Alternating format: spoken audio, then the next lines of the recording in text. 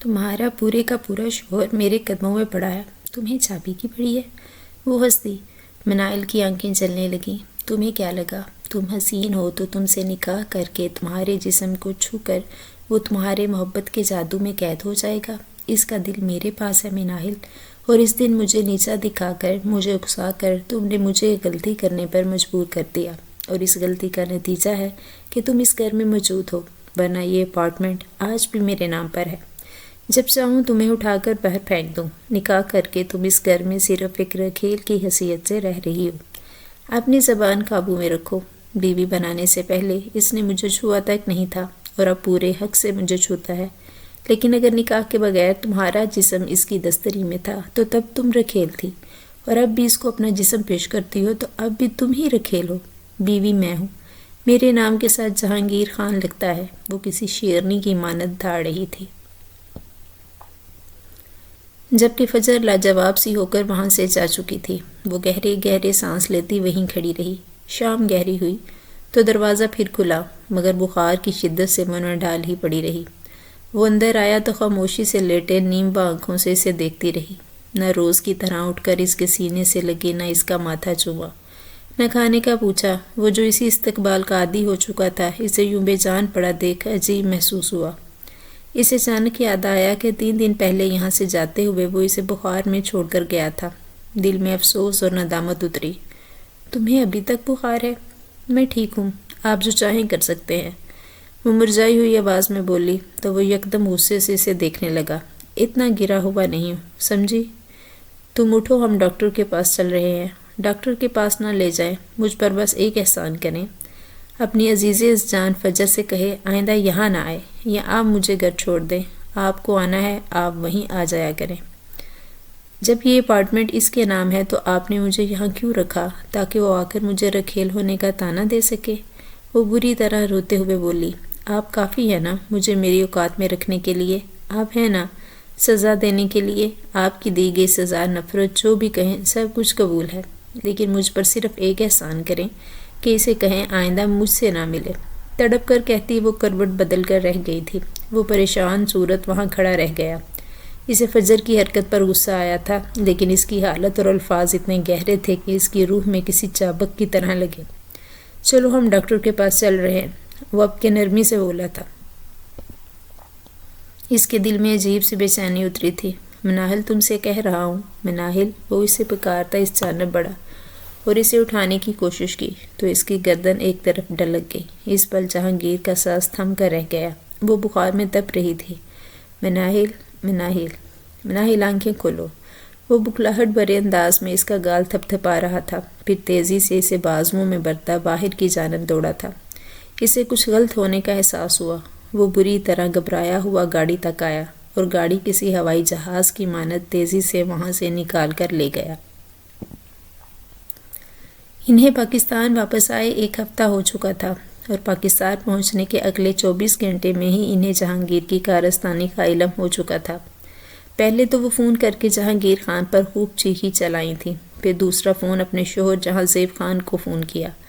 میں نے آپ کو بے خبر رکھا کہ شاید وہ خود سمجھ جائے گا، مگر اس نے ایک ہرافہ کی وجہ سے اس حرام نطفے کو نکاح میں لے لیا۔ کیا مطلب؟ جہاں زیب خان ادھیڑ عمر مگر باروب شخصیت کے حامل شخص تھے، جن کے چہرے سے ہی جاہو حشمت کا اظہار ہوتا تھا۔ ان کی گرجدار آواز نے نیازی ہاؤس کے ملازموں کو ہلا کر رکھ دیا۔ اگر لڑکی مناہل کے علاوہ کوئی اور بھی ہوتی تو بھی اس بات کو جہاں زیب خان سے چھپا لیتی، مگر مناہل سے نکاح کر کے جہانگیر خان نے ان کے مان کو چکنا چور کر ڈالا تھا۔ وہ اس کی ساری حرکتیں ہمیشہ اس کے باپ سے چھپاتی آئی تھی، لیکن وہ خود پر قابو نہیں رکھ پائی تھی۔ اب انہیں ڈر بھی لگ رہا تھا کہ جانے جلال میں آ کر جہاں زیب خان کیا کر جائے۔ کچھ گھنٹوں بعد ہی وہ باپ کے سامنے سر جھکائے کھڑا تھا۔ اس کے وہم و گمان میں بھی نہ تھا کہ ماں اس کے باپ کو سب بتا دے گی۔ تمہیں اور کوئی نہ ملی بھی تو وہ گندا خون؟ مناہل، وہ ناسمجھی سے باپ کو دیکھے گیا کہ آخر اس بات کا کیا مطلب ہے؟ بابا، وہ بس کچھ نہیں جانتا میں، جاؤ جا کر اسے طلاق دو۔ کہاں ہے وہ؟ جی بابا۔ اس کے لب پھڑپڑا کر رہ گئے۔ اس کی نظریں اٹھا کر ماں کو شکایتی انداز سے دیکھا۔ وہ نظریں چرا کر رہ گئی۔ باپ کے منظر سے ہٹتے ہی اس نے ماں کو بے یقینی اور ضبط بھری نظروں سے دیکھا۔ کیسے کر سکتی ہیں آپ ایسا میرے ساتھ؟ جیسے تم نے میری پیٹھ پیچھے خنجر گھونپا مجھے بالکل ویسے ہی۔ وہ بے روحی سے کہتی رخ موڑ گئیں۔ آپ جانتی ہیں اس نکاح کی کوئی حیثیت نہیں، ٹھیک ہے؟ پھر طلاق دے کر طلاق نامہ مجھے واٹس ایپ کر دو تاکہ میں تمہارے باپ کو دکھا کر تمہاری پوزیشن کلیئر کر سکوں۔ اوکے۔ خفگی سے کہتا وہ وہاں سے پلٹ گیا تھا، لیکن اس وقت ہاسپٹل میں اس کی بے جان پڑتے وجود کو دیکھتے وہ سب کچھ بھول چکا تھا۔ وہ اب تک ہوش میں نہیں آئی تھی، بخار کا اثر دماغ پر چڑھ چکا تھا اور رپورٹس آنے تک اس کی بے یقینی انتہاؤں کو چھونے لگی۔ جب اسے پتہ چلا کہ مناحل پریگننٹ ہو چکی ہے، جبکہ وہ مانع حمل کے ادویات استعمال کرواتا رہا تھا تاکہ ایسی صورتحال کا سامنا نہ ہو، لیکن اس سے زیادہ حیرت انگیز احساس یہ تھا کہ جہانگیر کو یہ جان کر برا نہیں لگ رہا تھا، بلکہ عجیب سی خوشی کا احساس ہوا تھا۔ اگلے ہی پل مناحل کی صحت کا خیال آیا، خوشی ماند پڑ گئی۔ ایک ہستی بستی لڑکی اس کی وجہ سے اس حال میں آ پہنچی ہے۔ لب بینچتے اس کی نگاہ سامنے بیڈ پر بے سود پڑی مناحل پر گئی۔ وہ جان بوجھ کر اسے نئے لباس نہیں لا کر دیا کرتا تھا، کیونکہ اس کے اندر چھپا مرد اسے ان بے باک کپڑوں میں دیکھ کر ہی خوش ہوتا تھا۔ اسے اس کی ہنسی یاد آئی، مسکراہٹ، وہ نرم گوئی، وہ شدت برا پیار جو مناحل اس سے کرتی تھی۔ آنکھوں میں حزن و ملال اتر آیا تھا۔ میری بیٹی کو کوئی نقصان نہ پہنچانا چھوٹے مالک۔ بڑے مالک کو سب پتہ چل چکا ہے۔ مجھ پر رحم کرو چھوٹے مالک، میری مناحل مجھے واپس لا دو، ہم یہاں سے بہت دور چلے جائیں گے۔ باپ سے ملاقات کے بعد جب وہ وہاں سے نکل رہا تھا تو زرینہ خاتون بے بسی سے اس کے آگے ہاتھ جوڑے کہہ رہی تھیں۔ ان کا خیال آتے وہ مزید دکھ محسوس کرنے لگا۔ خیال آیا کہ وہ انہیں لے آئے تاکہ وہ اپنی بیٹی کو دیکھ سکے۔ ان کی آنکھوں کی تڑپ بار بار یاد آتی تو وہ بار بار مزید بے چین ہو جاتا، کہیں ایک دکھی ماں کی بددعا اسے لے نہ ڈوبے۔ وہ وہاں سے اٹھ کر واپس آیا تھا تاکہ زرینہ کو ہسپتال لا کر مناحل کو دکھا سکے، مگر پھر خیال رد کر دیا، مناحل کی حالت سدھرے تو انہیں جا کر لے آئے گا۔ خود کو تسلی دیتے وہ بڑی شدت سے اس کی صحت یابی کے لیے دعا کر رہا تھا، جبکہ دوسری طرف جانشینہ بیگم دو آدمی کرائے پر بلوا کر مناحل کی تلاش شروع کروا چکی تھی۔ موم کیا فائدہ جب وہ طلاق دے ہی رہا ہے تو۔ جنیتا اس ہفتے گھر میں بڑے عجیب تناؤ بڑے ماحول سے تنگ آ چکی تھی۔ یہ الگ بات تھی کہ وہ خود بھی بائی کے عمل پر حیرت کا شکار تھی۔ تم نہیں جانتی کہ مرد کا کوئی بھروسہ نہیں، کب کہاں بدل جائے کچھ پتہ نہیں چلتا، وہ پریشانی سے کہہ رہی تھی، لیکن دل ہی دل میں وہ مناحل کو بھی اچھا سبق سکھانے کا ارادہ رکھتی تھی، کیونکہ اتنا تو اندازہ ہو گیا تھا کہ 1 مہینے سے زیادہ وہ اس کے نکاح میں رہی تھی اور راضی نہ ہوتی کہ کوئی نہ کوئی قدم ضرور اٹھاتی۔ اس نے کچھ ملازموں کو زرینہ کی جاسوسی پر بھی لگا رکھا تھا کہ جو ہی کوئی غیر معمولی حرکت ہو اسے فوراً آگاہ کر دیا جائے۔ اگلی صبح فجر کے بعد آخر کار اس کی آنکھوں میں جنبش ہوئی کہ پہلی نظر ہی جہانگیر نے پانپ لیا اور فوراً ڈاکٹر کو بلا لایا، مگر وہ پھر ہوش و حواس سے بیگانہ ہو چکی تھی۔ ڈاکٹر اسے امید کا سر پکڑا کر واپس جا چکے تھے اور وہ انتظار میں تھا کہ کب وہ آنکھیں کھولے اور جہانگیر سکون کا سانس لے سکے۔ کچھ دیر اور گزری جب اس کا فون بجنے لگا۔ وہ جنت تھی جو پچھلے 2 دن سے مسلسل اس سے رابطہ کرنے کی کوشش کر رہی تھی۔ تنگ آ کر اس نے فون اٹھایا اور ایک طرف جا کر بات کرنے لگا۔ بولو، کہاں ہو تم؟ فون کیوں نہیں اٹھا رہے میرا؟ مصروف ہوں۔ بار بار فون مت کرو، تلخی سے کہہ کر وہ فون رکھنے لگا۔ تم مجھ سے ایسے بات کیوں کر رہے ہو؟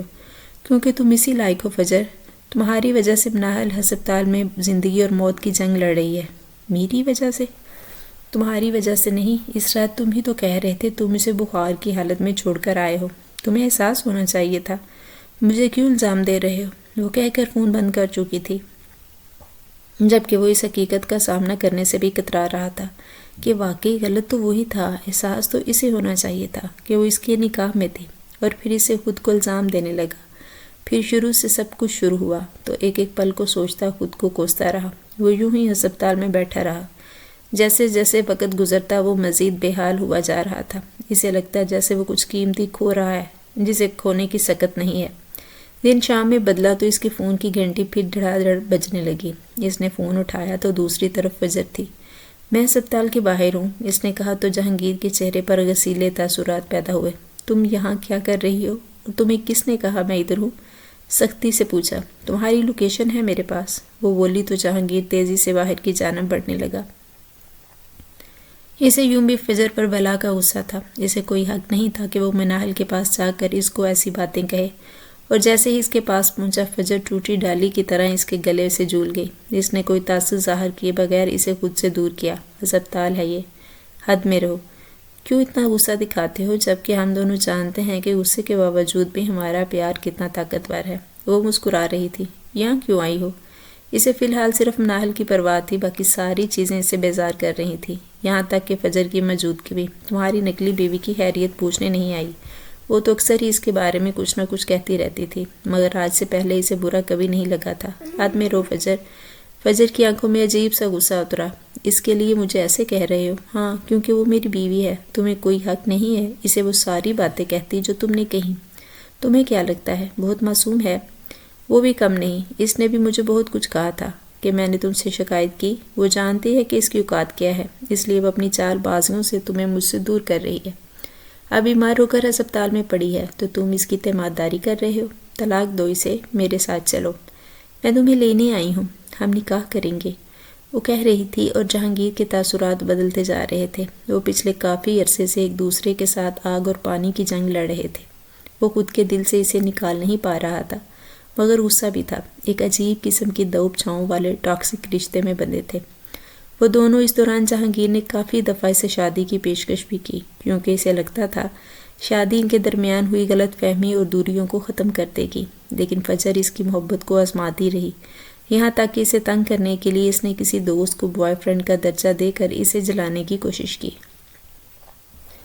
مگر وہ نہیں جانتی تھی کہ یہ اس کی زندگی کی سب سے بڑی غلطی بننے والی تھی۔ اس کے بعد سے جہانگیر کے دل میں ایک ڈرار پیدا ہوئی، اور اس ڈراڑ کے نتیجے میں اس نے مناہل کو زندگی میں شامل کر لیا، جو سمجھ رہی تھی کہ اس عمل پر اس پر لڑے گا یا اس کی اور منتیں کرے گا۔ اس کے نکاح پر اس کے پیروں تلے زمین نکل گئی، اور نکاح کے بعد سے ہی اس نے پوری شدت سے اسے اپنے پاس لانے کی کوشش کی، مگر وہ نہیں جانتی تھی کہ اس کی طرف سے بنائی گئی دوریوں نے جہانگیر کو مناہل کی جھولی میں ڈال دیا ہے۔ وہ ایک عام مرد تھا جسے محبت نے رام کر ڈالا تھا۔ مناہل کا پلڑا باری ہو چکا تھا، اس بات کا احساس جلد ہی فجر کو ہونے والا تھا۔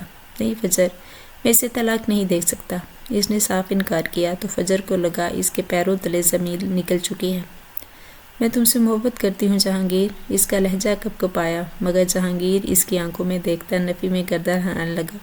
تمہاری محبت بہت تکلیف دیتی فجر، کبھی اپنے حصار میں لیتی ہے تو کبھی کڑکتی دھوپ میں جلنے کے لیے چھوڑ دیتی ہے، اور مجھے نہیں چاہیے دھوپ چھاؤں جیسی محبت۔ میں نے صرف تمہیں منانے میں اتنا عرصہ ضائع کر دیا، جبکہ اس رات تم خود میرے قریب آئی تھی۔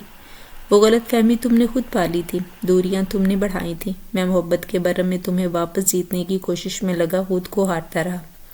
اب مجھے تمہاری محبت اور تمہارا وجود اپنی طرف مائل نہیں کر پائے گا، کیونکہ یہ کلورس ایف فجر، میں مناہل کو نہیں چھوڑ سکتا۔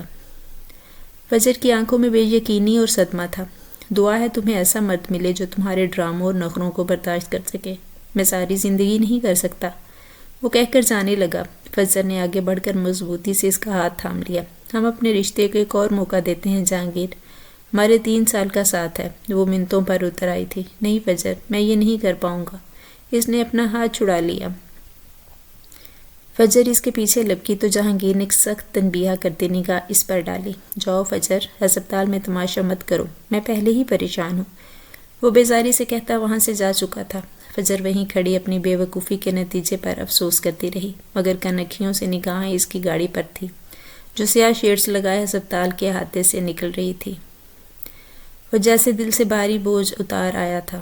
وہ قدموں سے چلتا جوں ہی وہ روم میں داخل ہوا کمرہ خالی پایا، الجھن امیز انداز میں واپس نکلا اور روم نمبر دیکھا، لیکن روم نمبر دیکھتے ہی دوبارہ اندر آیا، واش روم چیک کیا اور بکلاہٹ بھرے انداز میں راہداریوں میں سے ڈھونڈتا اگلے 2 منٹ میں وہ پورا ہسپتال سر پر اٹھا چکا تھا۔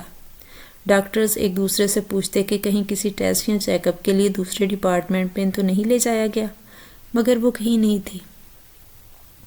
ڈاکٹرز اور عملہ اسے وضاحتیں دے رہے تھے، مگر وہ کسی زخمی شیر کی مانند دھاڑ رہا تھا۔ میری بیوی کیسے کہیں جا سکتی ہے؟ کہاں مر گئے تھے سب؟ سر، وہ 20 منٹ پہلے ہوش میں آئی تھی، آپ کا پوچھا؟ ان کی حالت سٹیبل تھی، میں کچھ نہیں جانتا، اگر میری بیوی کو کچھ ہوا تو میں ہسپتال کو آگ لگا دوں گا۔ اس کا بس نہیں چل رہا تھا کہ وہ اسی وقت ہسپتال کو نیست و نابود کر دے، اس کا سر پھٹا جا رہا تھا۔ کیا سوچ رہی ہوگی ہوش میں آنے کے بعد کہ میں اس کے پاس موجود ہی نہیں ہوں؟ اسے آج احساس ہو رہا تھا کہ پیروں تلے زمین کھنچ جانا کسے کہتے ہیں۔ کچھ دیر بعد ہی CCTV فوٹیج چیک کی گئی تو اس میں 2 وارڈ بوائے اسے ویل چیئر پر بٹھائے کمرے سے نکل کر لفٹ کی جانب بڑھتے دکھائی دیے۔ باہر کی CCTV فوٹیج میں جہاں وہ اسے گاڑی میں ڈال رہے تھے تب اس کا سر ایک جانب ڈھلکا ہوا تھا۔ لفٹ کی فوٹیج میں اسے کچھ انجیکٹ کرتے دیکھا جا سکتا تھا۔ وہ جیسے جیسے یہ مناظر دیکھتا گیا اس کا دل کسی گہرائی کھائی میں ڈوبنے لگا تھا۔ وہ ہسپتال انتظامیہ پر خوب گرم ہوتا، انہیں سنگین نتائج کی دھمکیاں دیتا وہاں سے نکلا تھا۔ گاڑی میں بیٹھ کر جانے کتنے پل اس نے اسٹیئرنگ پر سر رکھے بتا دیے۔ رہ رہ کر مناہل کا چہرہ آنکھوں کے آگے گھومتا رہا۔ محبتیں رحمت ہوتی ہیں، جن کی قدر نہ کی جائے تو روٹ جاتی ہیں، پلٹ جاتی ہیں، مر جاتی ہیں۔ آنٹی اپنا وعدہ یاد رکھیے گا، وہ ٹیکسٹ کرتی مسکرائی تھی۔ اس کے تو وہم و گمان میں بھی نہیں تھا کہ قسمت اس پر یوں مہربان ہو جائے گی۔ وہ تو اتفاق سے جانشینی بیگم نے اس سے رابطہ کرتے جہانگیر کے متعلق پوچھا تو شاید انہیں خود بھی اندازہ نہیں تھا کہ فجر اتنی گہرائی سے سارے معاملات یہاں تک کہ اس مقام کا بھی پتہ ہے جسے دے دے گی جہاں وہ مناہل اس پل موجود تھی۔ اس نے اپنے آدمیوں کو حکم دے دیا تھا جس حال میں بھی ہو اسے وہاں سے غائب کر دیا جائے۔ انہیں اندازہ بھی نہیں تھا کہ یہ اتنی آسانی سے وہ کامیابی حاصل کر لیں گی، لیکن وہ جیت رہی تھیں اور وہ بہت جلد اس گند کو اپنے خاندان کے نقشے سے مٹا دیں گی۔ شکور سے کہہ کر گاڑی تیار کرواؤ، انہوں نے ملازمہ کو حکم دیتے کہا تھا۔ ملازمہ تیزی سے اس کا حکم بجا لانے کو باہر کی طرف بھاگی تھی۔ میری بیوی اغوا ہوئی ہے ہسپتال سے، وہ کسی افسر سے بہو گفتگو تھا۔ افسر جان پہچان اور بڑے عہدے کا تھا جو ان کے خاندان سے دیرینہ تعلقات میں جڑا تھا۔ اوہ آئی ایم سوری، کیا آپ کو کسی پر شک ہے؟ کسی دشمنی وغیرہ کا چکر مسٹر نیازی؟ ہو سکتا ہے میں کچھ نہیں جانتا، آپ اپنی تفتیش شروع کریں۔ جو معلومات چاہیے ہسپتال کمرہ اور فوٹیج موجود ہے، وہ ہدایت دے رہا تھا۔ چہرہ پریشان اور اداس نظر آتا تھا۔ گاڑی میں اترتے اس نے اپنے واٹس ایپ میں سے خاص دوستوں کا ایک گروپ بنا لیا۔ وہ اس وائس نوٹ ریکارڈ کرنے لگا جس میں اس نے اپنے قریبی دوستوں کو اپنے تمام اختیارات اور تعلقات برسرے پہ کار لاتے اس کی مدد کرنے کا مطالبہ کیا، اور وہ اپنی ماں کے پاس چلا آیا جو کہیں جانے کے لیے تیار نظر آ رہی تھی۔ اسے دیکھ گھڑی میں وقت دیکھا۔ ڈرائیور پیپرز کہاں ہیں؟ ڈائیورس پیپر کو چھوڑے مجھے یہ بتائیں میری بیوی کہاں ہے؟ اس کے لہجے میں ایسی تیزی اور چبھن تھی کہ ایک پل کے لیے جان نشینہ بیگم بری طرح چونکی تو وہ سمجھ رہی تھی کہ وہ طلاق اب تک دے بھی چکا ہوگا۔ کیا مطلب تمہاری بیوی کہاں ہے؟ تم اسے طلاق دینے گئے تھے، پھر مجھ سے آ کر پوچھ رہے ہو کہ تمہاری بیوی کہاں ہے؟ تم نے اسے طلاق دی بھی ہے یا نہیں؟ وہ سخت لہجے میں پوچھ رہی تھی۔ جہانگیر کا چہرہ غصے کی شدت سے سرخ پڑ رہا تھا۔ اچھی طرح جانتا ہوں کہ اس نے آپ ہی کا ہاتھ ہے، اور آپ کو پہلے ہی بتا رہا ہوں اگر مناہل کوئی خراش بھی آئی تو یہ بات یاد رکھے کہ زندگی بھر کے لیے آپ اپنے بیٹے کو کھو دیں گی۔ وہ شہادت کی انگلی اٹھائے اپنی ماں کو خبردار کر رہا تھا، جبکہ اس کی بات سنتے جانشینہ بیگم کا چہرہ زک کی عملی تصویر بن چکا تھا۔ ان کا ہاتھ بے اختیار اٹھا اور جہانگیر کا چہرہ لال کر گیا۔ تمہاری ہمت کیسے ہوئی مجھ سے اس طرح بات کرنے کی؟ اور یہ بکواس کیا ہے جو تم کر رہے ہو؟ کل تک تو وہ لڑکی تمہارے لیے کوئی اہمیت نہیں رکھتی تھی، اور آج تم مجھ سے سوال کر رہے ہو اور ساتھ میں مجھے دھمکا بھی رہے ہو جیسے کہ وہ کوئی پیشہ ور مجرم ہوں۔ میں جانتا ہوں کہ یہ آپ نے ہی کیا ہے، آپ ہی نے اسے اغوا کیا ہے۔ وہ حلق کے بل چلایا تو جانشینہ بیگم تھرا اٹھی۔ میں اسے کیوں اغوا کروں گی؟ بھاگ گئی ہوگی کسی نئے یار کے ساتھ۔ زبان سنبھال کر موم۔ اس کی آواز اونچی سے اونچی ہوتی گئی۔ آنے دو تمہارے باپ کو، تمہاری عشق و عاشقی کا سارا بوت نکال کر نہ رکھ دیا تو میرا نام جانشینہ نہیں۔ وہ بھی اب بلند آواز میں اس پر چیخ رہی تھی۔ کونے کھدروں سے ملازم کو صورتحال کو بانٹنے کی کوشش کر رہے تھے۔ اگلے ہی پل وہاں گھر کے باقی سب لوگ جمع ہونے لگے۔ میں اس چیز کے لیے کبھی معاف نہیں کروں گا آپ کو۔ بلانا ہے بلا لیں، کسی سے نہیں ڈرتا، لیکن اگر میری بیوی کو ایک آنچ بھی آئی تو میں سب کچھ تہس نہس کر دوں گا۔ ضدی اور جذباتی تو وہ پہلے ہی تھا، لیکن اس قسم کا غصہ گھر والوں نے اس پہلی دفعہ دیکھا تھا۔ اس کی بھابھی، بہنیں اور گھر کے سبھی بچے ڈرے سہمے ایک طرف کھڑے تھے۔ جانشینہ بیگم اس کے باپ کو فون کر چکی تھی۔ بھائی پلیز ریلیکس ہو جائیں۔ اس کی بہن اس کا ہاتھ پکڑے اسے پرسکون ہونے کی ہدایت دی تھی، جبکہ وہ اپنا ہاتھ چھڑاتا وہیں کھڑا رہا۔ ہمیں ہمیشہ بھی نہیں چلایا اور جہانگیر نے شادی کر لی؟ اس کی بھابھی امرینا حیرت میں گری کہہ رہی تھی۔ وہ خود اپنے 2 بچوں سمیت 2 دن پہلے ہی امریکہ سے لوٹی تھی، کیونکہ اس کے ماں باپ وہیں رہتے تھے۔ امرینا کی بات کسی نے سنی ہی نہیں۔ جانشینہ بیگم غصے میں بری وہیں ٹہل رہی تھی۔ آدھا گھنٹہ گزرا تو جہاں زیب خان بھاگتے قدموں سے اندر داخل ہوئے۔ کیا مسئلہ ہے؟ کیا تماشا بنا رکھا ہے گھر میں تم نے؟ ہاں؟ انہوں نے آتے ہی بیٹے کو گریبان سے پکڑ کر جھٹکا تھا۔ ان کے پیچھے اس کا بڑا بھائی جرید اندر آیا اور باپ سے چھوٹے بھائی کو چھڑانے لگا تھا۔ میری بیوی کہاں ہے؟ مجھے بس اتنا جاننا ہے۔ وہ ڈیٹ بنا کر باپ کی آنکھوں میں جھانک رہا تھا۔ تمہیں میں نے اسے طلاق دینے کا کہا تھا نا؟ وہ اس کا بازو جھٹکتے اس پر غرائے۔ نہیں دوں گا طلاق، نہیں دوں گا، نہیں دوں گا۔ وہ میری بیوی ہے، میری بیوی رہے گی، مر کر ہی چھوڑوں گا اسے، چاہیں تو گولی مار دیں۔ وہ کسی شیر کی مانت دھاڑے تھے۔ جہاں زیب خان کی آنکھیں حیرت و بے یقینی سے کھلی رہ گئیں۔ گولی تمہیں نہیں، اسے مارنی چاہیے، جانشینہ بیگم اس پر چیخی تھی۔ اسے کچھ ہوا تو میری لاش اٹھانے کے لیے بھی تیار رہیے گا۔ وہ باپ سے خود کو چھڑاتا باہر کی جانب بڑھ گیا۔ جانشینہ بیگم و جہاں زیب اسے پکارتے رہ گئے، مگر وہ وہاں سے جا چکا تھا۔ کیا تم نے ایسا کچھ کیا ہے جانشینہ؟ لڑکی کہاں ہے؟ میں بھلا کیوں ایسا کروں گی؟ مجھے کیا پتہ کہاں ہے؟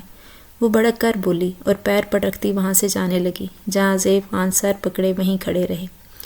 جریر جیسے باپ پہلے ہی ساری صورتحال سے آگاہ کر چکا تھا، اب نئی افتاد پر الجھا کھڑا تھا۔ یہ ایک پرانا کارخانہ تھا جہاں پر ہر طرف بوسیدگی چھائی ہوئی تھی۔ عجیب سی بو نے فضا میں قبضہ کر رکھا تھا۔ جگہ جگہ کچرا پھیلا ہوا تھا اور اس گندگی نے ماحول میں صرف ایک طرف باندھ کر رکھا گیا تھا۔ وہ مکمل طور پر صحت یاب بھی نہ ہوئی تھی کہ ایک نئی مصیبت نے اسے اپنی لپیٹ میں لے لیا تھا، اور وہ اسے ایک ٹیسٹ کا کہہ کر اپنے ساتھ لے گئے اور لفٹ میں ہی کلوروفارم سنگھا کر اسے بے ہوش کر دیا۔ اور جب اسے ہوش آیا تو اس نے خود کو ایک عجیب سی جگہ پر پایا۔ وہ کل سے بھوکی پیاسی یہاں پر قید تھی۔ وہ اسے چھوڑ کر جانے کہاں چلے گئے تھے؟ خوف سے اس کا حلق خشک ہو چکا تھا۔ گاہے بگاہے چوہے کے دوڑنے کی آوازیں اور عجیب عجیب جانوروں کی آوازوں سے خوف زدہ ہوتی۔ وہ دل ہی دل میں اپنی قسمت پر رو رہی تھی، اور یوں بھی بھوک پیاس سے نڈال آنکھیں موندے وہ ایک طرف سر گرائے پڑی تھی جب اسے اپنی سماعت میں کسی زنانہ جوتوں کی آواز یعنی ہیل کی ٹک ٹک سنائی دی۔ اس نے بمشکل اپنی آنکھیں کھول کر سامنا دیکھنا چاہا۔ دھندلی آنکھوں سے وہ اسے صاف دکھائی دے رہا تھا کہ سامنے کون کھڑا ہے۔ تمہیں میں نے منع کیا تھا نا کہ میرے بیٹے سے دور رہو، ذلیل لڑکی، کیا جادو کیا ہے تم نے اس پر؟ وہ جھک کر اس کا چہرہ اپنی مٹھی میں دبا کر گرا رہی تھی۔ اس میں اتنی بھی سکت نہیں تھی کہ وہ کوئی جواب دے دیتی، فقط نڈال اور آدھ کھلی آنکھوں سے اسے دیکھتی رہی۔ اور وہ اگلے روز ہی اسے دیکھنے چلی آئی تھی۔ ان کا ارادہ اسے یہیں پر ختم کر دینے کا تھا۔ کل ہوئے ہنگامے کے بعد وہ اسے مزید زندہ رکھنے کا رسک نہیں لے سکتی تھی، اور وہ اس سے بھی ایسے کئی جرائم کرتی آئی تھی، آج تک کسی کی نظروں میں بھی نہیں تھی۔ کوئی نہیں جانتا تھا کہ ان کی شخصیت کے پیچھے کس طرح کے سیاہ راز پوشیدہ ہیں۔ کیا یہ غلط فہمی تھی ان کی کہ کوئی نہیں جانتا تھا؟ یقیناً اسے بوڑھے نے مرنے سے قبل تمہیں بتا دیا ہوگا کہ تم اس کی بیٹی تھی۔ افسوس کیوں ساری زندگی چاہ کر بھی کچھ نہ کر سکا، اور میں نے اسے اولاد کی نعمت سے بھی محروم رکھا۔ نیازی ہاؤس کی ملکہ میں ہوں، اس خاندان کی ملکہ میں ہوں، میری اجازت اور مرضی کے بنا وہاں کچھ نہیں ہوتا۔ تو پھر تم نے کیسے سوچ لیا کہ میرے بیٹے کو پھانس کر اس کی زندگی میں داخل ہو کر تم ہمارے خاندان میں اپنی جگہ بنا پاؤ گی؟ ایسا خواب تو تمہاری ماں نے بھی دیکھا نہیں تھا۔ پھر تم کون ہوتی ہو میرے گھر میں داخل ہونے والی؟ انہوں نے کہتے ہوئے اس کے پاؤں پر ٹھوکر ماری تو وہ سسک اٹھی۔ شاہ زیب کی بیٹی ہو تو اتنا یاد رکھنا، اس کی زندگی کی چابی بھی میرے ہاتھ میں تھی، اس کی موت کی چابی بھی میرے ہاتھ میں تھی، اور اس کی زندگی سے جڑا ہر شخص میری مرضی سے سانس لیتا ہے۔ تو پھر تم کون ہوتی ہو؟ ایک گندا خون جسے اپنانے کے لیے وہ میری اجازت اور مرضی کا طلبگار تھا۔ اور تمہیں کیا لگتا ہے میں نہیں جانتی کہ اس میں مرتے ہوئے اپنی وصیت میں کیا لکھا ہے؟ میں جانتی ہوں، لیکن تم نہیں جانتی کہ میری طاقت کیا ہے، اور میری طاقت کے سامنے وہ وصیت کوئی اہمیت نہیں رکھتی۔ میں جانتی ہوں کہ آپ جادو کرتی ہیں، لیکن میرا توکل اللہ پر ہے، اور ایسے کالے عملیات سے اپنی حفاظت کرنا جانتی ہوں۔ جو نہیں جانتے تھے صرف وہی آپ کے ہاتھوں نقصان اٹھا سکتے تھے، اور انہوں نے اٹھا لیا۔ لیکن مجھے میرے اللہ پر یقین ہے کہ میری سانسیں ختم بھی ہو جائیں گی، لیکن میں آپ کی شیطانیت کے آگے ہار نہیں مانوں گی۔ اچھا، تو پھر اپنی سانسیں ختم کروانے کے لیے تیار ہو جاؤ۔ اپنی ساڑو کے پلو سے کچھ نکال دی۔ اس سے قبل ہی جہانگیر میں وہاں ہلہ بول دیا، اور اس کے ساتھ 2-3 اور لڑکے تھے۔ موم، وہ بری طرح چل آیا۔ اسی پل وہ دہل سی گئی اور بے یقینی سے پیچھے کھڑے بیٹے کو دیکھا، جس کی بے تاب نگاہیں منال پر ٹکی تھی۔ وہ دوڑتا ہوا اس کی جانب آیا اور اسے کھولتے ہوئے مسلسل خود سے لگائے رکھا۔ جیسے ہی وہ رسیوں سے آزاد ہوئی وہ اسے بازوؤں میں برتا وہاں سے باہر کی طرف بھاگا۔ وہ نیم غنودگی کی حالت میں تھی، اس کی سانسیں مدھم اور وقفے وقفے سے چل رہی تھیں، مگر جہانگیر کے لیے یہ ایک ایسا وقت تھا کہ وہ کسی بھی چیز سے بے نیاز بس اسے لیے وہاں سے جلد از جلد نکلنا چاہتا تھا تاکہ اسے فوراً طبی امداد فراہم کر سکے۔ وہ آنکھیں کھولے اسے یکٹک دیکھ رہی تھی، آنکھوں میں بے یقینی تھی، الجھن تھی، جبکہ دوسری طرف جہانگیر کی آنکھوں میں مکمل سکون تھا۔ اطمینان سے اس کا ہاتھ اپنے ہاتھوں میں دبائے اسے دیکھ رہا تھا۔ تم نے میری سانسیں روک دی تھی مناہل، آپ اتنے بدلے بدلے کیوں لگ رہے ہیں؟ اس کی آنکھوں میں دیکھتے نکاہت سے پوچھ رہی تھی۔ بدلا مجھے لگ رہا ہے مجھے نئی زندگی مل گئی ہے۔ کیا تم جانتی ہو تم ماں اور میں باپ بننے والا ہوں؟ وہ ایسے بولا کہ ایک پل کے لیے مناہل سانس لینا بھول گئی، پھر بے اختیار اپنے پیٹ کی طرف دیکھا۔ اس کے اندر عجیب سا احساس پیدا ہوا۔ اس نے جہانگیر کی طرف دیکھا۔ فکر مت کرو، الٹرا ساؤنڈ ہوا ہے، ٹھیک ہے بالکل، اور کل صبح تک ہم گھر جا سکتے ہیں۔ میں وہاں نہیں جاؤں گی، وہ نظریں پھیرتے بولی۔ نہیں میری جان، میں تمہیں ہمارے گھر لے جا رہا ہوں، وہ گھر جو تمہارا ہے، جس کی ملکہ تم ہو، وہاں تمہیں کسی کی فکر کرنے کی ضرورت نہیں، بس میں، تم اور ہمارا بچہ۔ آپ ایسی باتیں کیوں کر رہے ہیں جیسے آپ کو مجھ سے محبت ہو؟ محبت تھی، بس احساس نہیں تھا۔ اب وہ بھی ہو گیا، اب پلیز مجھے دھتکارنا مت۔ میری غلطیوں کی سزا مجھے ساتھ رہ کر ہی دینا، وہ اس کا ہاتھ سہلاتے ہوئے کہہ رہا تھا۔ منال خاموشی سے اسے دیکھ رہی تھی۔ اور فجر، اس کا باب ہماری زندگی سے ختم ہوا، وہ سنجیدگی سے بولا تو منال اسے دیکھے گئی، جیسے یقین کرنا چاہ رہی ہو، جیسے سمجھنے سے قاصر ہو کہ یقین کرے بھی یا نہیں۔ پتہ نہیں کیوں جہانگیر، مگر اس روز آپ مجھے چھوڑ کر گئے تھے تو مجھے لگا اب آپ کی واپسی خوشی نہیں دے گی۔ پتہ نہیں محبت کے جذبات اتنے سر کیوں چڑھ گئے تھے کہ میں بھول گئی کہ میں وکٹم ہوں اور مجھے اپنا حق چاہیے تھا، خاندان میں، اپنے باپ کے خاندان میں۔ سچ کہوں تو میں آپ کے قریب بھی اسی لیے آئی تھی، لیکن میں بھٹک گئی، لیکن میری آنکھیں کھل گئی ہیں۔ آپ کو محبت کا احساس ہوا ہوگا، مگر مجھے میری اصلیت کا احساس ہوا ہے۔ میں وہ غلطی نہیں کرنا چاہتی جو میری ماں نے کی ہے۔ شاہ زیب خان کی رکھیل بن کر۔ جہانگیر یکدم جھٹکے سے گردن اٹھائے اسے دیکھنے لگا۔ وہ کیا کہہ رہی تھی؟ اسے کچھ سمجھ نہ آیا، لیکن زیادہ دیر تک نہیں۔ ماں کی شدید مخالفت، باپ کے وہ الفاظ اور مرحوم چچا کا مناہل کی حد سے زیادہ فکر کرنا۔ میں نہیں چاہتی میرا بچہ دوسرا مناہل بنے، گو کہ میرا بچہ ناجائز نہیں، لیکن ہے تو اسی خاندان کا جس نے مجھے دھتکارا تھا، میرا حق چھین کر مجھے ہر چیز سے محروم کر دیا گیا تھا، اور پھر جیت کے اتنے قریب آ کر میں نے کیا کیا؟ آپ کو لگتا ہے الگ رہنے سے ہم آپ کی ماں کے شیطانی منصوبوں سے بچ پائیں گے؟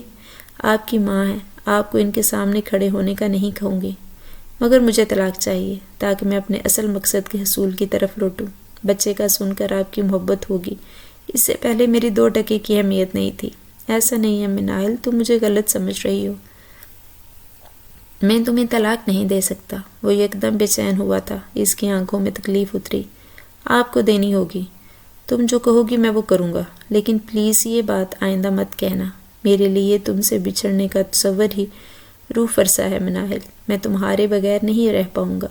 وہ اس کا ہاتھ پکڑے کہہ رہا تھا، مگر منال نے ہاتھ چھڑا لیا۔ مجھے میرے ساتھ ہوئی ہر زیادتی کا بدلہ چاہیے، چاہے وہ فجر نے کی ہو، آپ کی ماں نے یا آپ نے۔ جو چاہو سزا دو مجھے، مگر مجھے چھوڑ کر مت جاؤ۔ میں سب کچھ کروں گا، فجر کو تمہارے قدموں میں گر کر معافی پر مجبور کر دوں گا۔ میں خود تم سے معافی مانگتا ہوں، پلیز مجھے ایک موقع دو۔ ورنہ ماں کے لیے اس کی منتیں کر رہا تھا، مگر وہ ہاتھ چھڑاتے روح پھیر گئی۔ اس کا فیصلہ میں ابھی نہیں کر سکتی، سنجیدگی سے کہتے اس نے کروٹ بدلتے اپنی آنکھیں بازوؤں سے چھپائی تو وہ بہت آسان زندگی کی طرف جا رہا تھا۔ اس نے سوچا ہی نہیں تھا کہ مناول کی کتنی تکلیف پہنچی ہوگی، اس نے جذبات، عزت نفس کس قدر مجروح ہوئے ہوں گے، لیکن اب وہ اسے واپس پانے کے لیے مشکل زندگی چننے کے لیے بھی تیار تھا، ہر ایک سے لڑنے کے لیے تیار تھا، کیونکہ وہ مناہل کو کھونا نہیں چاہتا تھا۔ جہانگیر خان نے اگلے ہی دن نیازی ہاؤس سے زرینہ خاتون کو نکلوا لیا اور انہیں مناہل کے پاس لے آیا۔ مناہل کا رویہ اس کے ساتھ بالکل سرد تھا، وہ چاہ کر بھی خود کو اس کے لیے نرم نہیں کر پا رہی تھی، نہ اس کا دل چاہتا تھا کہ وہ جہانگیر سے بات کرے۔ وہ مسلسل اس کے سامنے تھا اور اس کا ہر طرح خیال رکھتا، مگر وہ چپ سی ہو گئی تھی۔ دیکھتی بھی نہ تھی اس کی طرف۔ اس نے زرینہ خاتون سے جائیداد کے ان کاغذات کا مطالبہ کیا جو شاہ زیب خان دیے گئے تھے۔ وہ جانتا تھا کہیں نہ کہیں وہ محفوظ ہوں گے۔ زرینہ خاتون جتنی بھی سیدھی اور معصوم کیوں نہ ہو، ایسی غلطی کبھی نہیں کر سکتی کہ انہیں ضائع کر دیں۔ آپ نے مجھے وہ کاغذات نہیں دیے، اسے دے دیے، اس پر یقین کیوں؟ وہ ماں سے خفا تھی، کیونکہ وہ تمہارے باپ کی طرح بزدل نہیں۔ اس نے جس طرح وہاں تمہارے لیے ہنگامے کھڑے کیے ہیں، میری آنکھوں نے دیکھا ہے۔ باپ سے پٹ گیا، ماں سے لڑ گیا، مگر پیچھے نہیں ہٹا۔ اس لیے مجھے بھروسہ ہے کہ تمہارے لیے لڑ سکتا ہے، کچھ بھی کر سکتا ہے۔ اس کا دل نرم پڑا، مگر اگلے ہی پل وہ لمحے یاد آئے تو چہرے پر پھر سنجیدگی چھا گئی۔ شاہ زیب چاچو اپنی جائیداد کا بڑا حصہ مناہل کے نام کر گئے ہیں، اور اگر آپ یہ بات جانتی ہیں تو بغیر کسی اختلاف اور لڑائی کے یہ معاملہ حل کرتے ہیں موم۔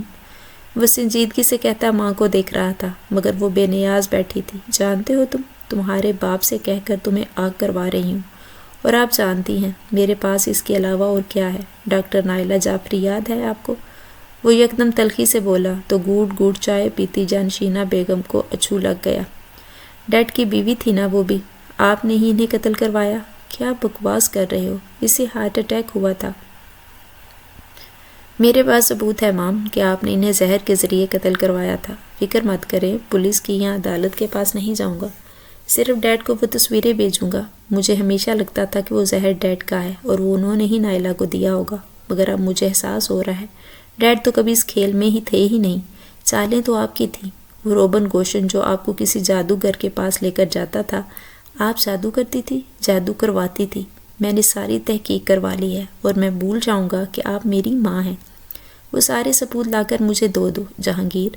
اگر تم میرے بیٹے نہ ہوتے تو اس وقت قبر کی زینت بن چکے ہوتے۔